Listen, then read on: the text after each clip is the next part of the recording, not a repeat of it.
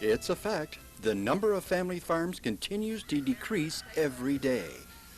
So we've finally had to admit that because the majority of our young people no longer live on farms, they just don't know very much about agriculture. This lack of agricultural knowledge is the reason that several organizations in St. Joseph County decided to address the problem with a special educational project that they call an Ag-Citing Experience. The 5 groups that joined together to do this program were the St. Joseph County Grange Fair Association, Cooperative Extension Service, the Intermediate School District, Area Elementary Schools, and St. Joseph County Farm Bureau. In addition, the Michigan Farm Bureau provided many of the training materials that they used in this program. Even though they know that most people come to the fair strictly for entertainment, fair management knows that the fair can also be much more than entertainment. It can also be used as an exciting, creative tool to teach youngsters about agriculture. They had 2 main goals. First, to bring elementary school children to the fair, and second, to make it both fun and easy for them to learn about agriculture. In the spring, every 3rd grade class in the area was contacted. Teachers were given a program outline and a copy of the educational materials that would be used by the students while they were at the fair. 35 different 3rd grade classes with a total of more than 800 students chose to participate. When they arrived at the fairgrounds, each student was given a clipboard and a list of questions.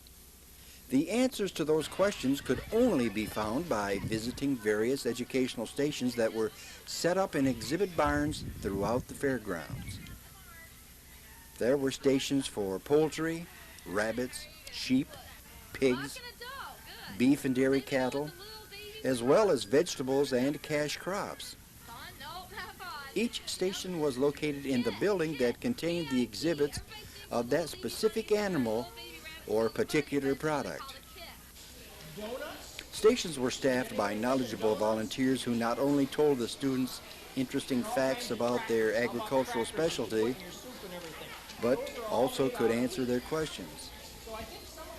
For example, did you know that the average dairy cow drinks the equivalent of a bathtub full of water every day?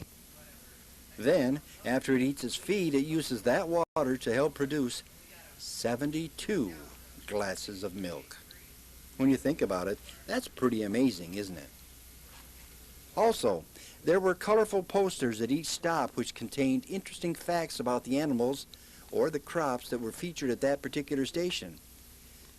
The students had an incentive to find the answer to the questions because after they returned to school, these topics were going to be discussed in even greater detail. Leaving the agricultural exhibits on the far side of the fairgrounds, they walked through the midway until they came to a living exhibit featuring the crops that are grown under irrigation in St. Joseph County. These crops included canning tomatoes, seed corn, popcorn, snap beans, rye beans, field corn, and soybeans. There were also several varieties of the flowers and vegetables commonly grown in our own home gardens. When the youngsters reached the end of the garden, they walked straight into a petting zoo. Most of them thought the petting zoo was one of the highlights of their fair visit because they could not only see the animals, they could pet them up close and face to face. After they were finished with the petting zoo, lunch was served under the trees, and they then boarded a bus to return them to their school.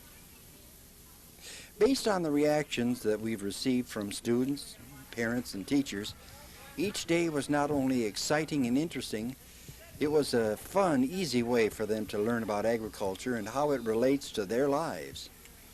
In short, it was an Ag-Citing experience. So, why don't you give it a try in your community?